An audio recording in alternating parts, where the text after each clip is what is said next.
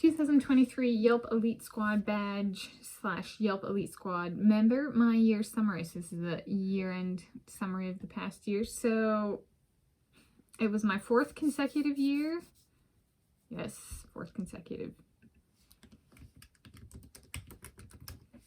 Okay, it was both my 4th consecutive year and my 4th year overall. So I guess 4th year trumps consecutive. I'm Tanis Coralee Leonhardi. This is my YouTube channel, Tanis Leonhardi.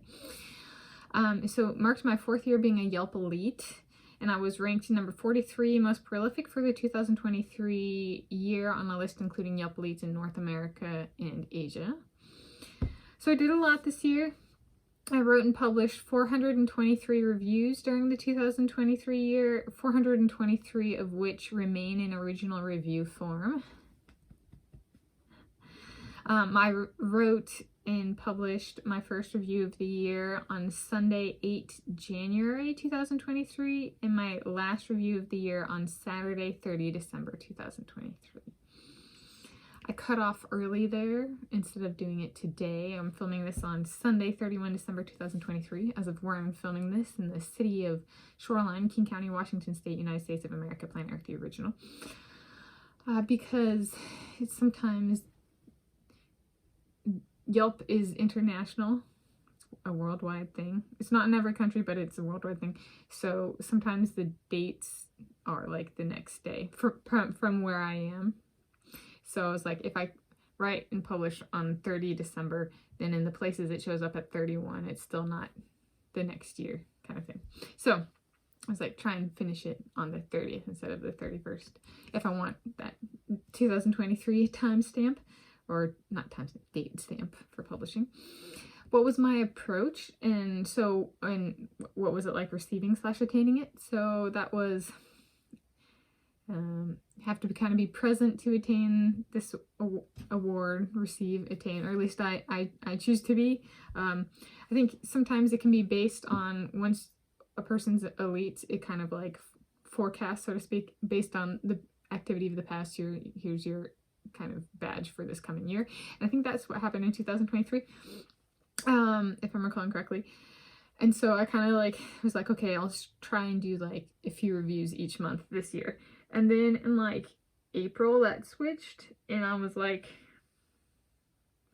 I was kind of like, I started kind of like branching out a little bit in February, and then it was not, at the beginning of the year, I did not think I'm going to go try and be prolific again, because I made the list in 2020 for North America, and at that point, I think all the recipients were in North America, and I was number 29 that year. And there's like a huge volume difference between, like, in 2021 and 2022, I did less than 100 reviews. And then in 2020, I did approximately 300. And this year I did 423. So I over 100 more than my previous best for any one year. And so there was like, I would say by the end of April, I was like, I'm going to go and just see what I can do this year. And that's really going to be how I approach it. And it ended up being a bit of a different year because I did a mixture of over 100 reviews, or approximately 100, because I had started working on my Scotland Heritage travel trip from July 2019. I had started working on reviews back in 2020 for that one, and done at least one review each year kind of thing. So I think it was approximately 100, it might have been a little over 100 reviews I did for that trip, just trying to get like, this is where I went out, which included a lot of first reviews because a lot of places I went weren't already on Yelp. So that required a lot of focus and attention. And then I did a bunch of stuff for like places I've already been, and I started trying to kind of like come up with ways to approach them. So there's places I've already been, and then there's places that I might not go to again. There's places that I've been that I might be able to return to. And then there's places that I've been and I habitually use, kind of thing. So trying to figure out how to write Yelp reviews for each of these different, so taking like sometimes it's just the most recent thing, sometimes it's a hybrid approach, or kind of like a mixed approach of like, maybe I'll do a paragraph smoothing summary of like what it tends to be, and then do a recent trip, or just do the summary thing. So it's been a bit of a different year in terms of my approach. There was a lot of reaching back, just for things that are in the past, reaching back for things that are in the past and in the present in different frequencies. There was also going to new places. I think I was variable in my review writing style, so there was not everything needs to be a certain length. It was kind of all over the board, and I tried to cut back on photos this year. I took less pictures than my 2020 year, and that was a conscious effort because I was like, I need to focus on writing reviews. At the end of the day, the metric is number of reviews, right? Kind of thing. If I'm going for a certain number of reviews, not a certain number of pictures. So I really kind of focused on review writing and overcoming any insecurity over the style of my reviews. And I did a really, really great job on addressing that. And it was a journey. And every review was a push. And like, it's interesting to do over 120 more reviews this year and end up 14 spots lower on the list. Right? It shows it was a hyper competitive year.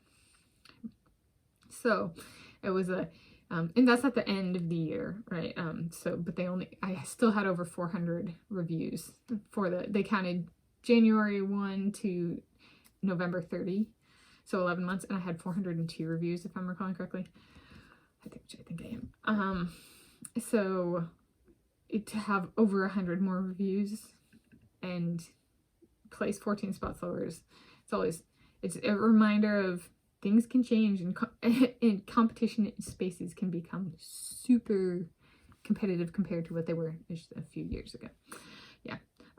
So it was a mixture of things. It was all over the board, and it was 402 was the final number.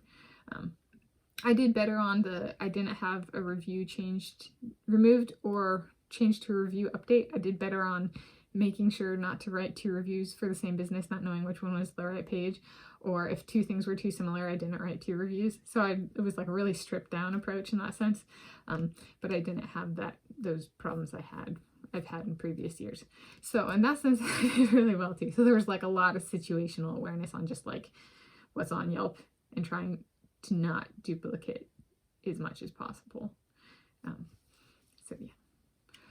So that's my summary. And then being a Yelp Elite comes with like a little badge on, if looking at reviews, it'll say if somebody's Elite 2023 kind of thing. And then there's in-person events that you can go to and that kind of stuff, which I chose not to go to this year. It was a push year without that. So yeah. I enjoyed it. It was a different year, and it was a good output year in growth in writing. I would say probably more so than anything in my writing abilities and writing styles more than anything else. And it's great to have all of that published publicly, globally, worldwide, internationally. Well, I'll settle for internationally, because if it's not in every country, then I guess if not all countries, like it's still intended to be worldwide, but like international.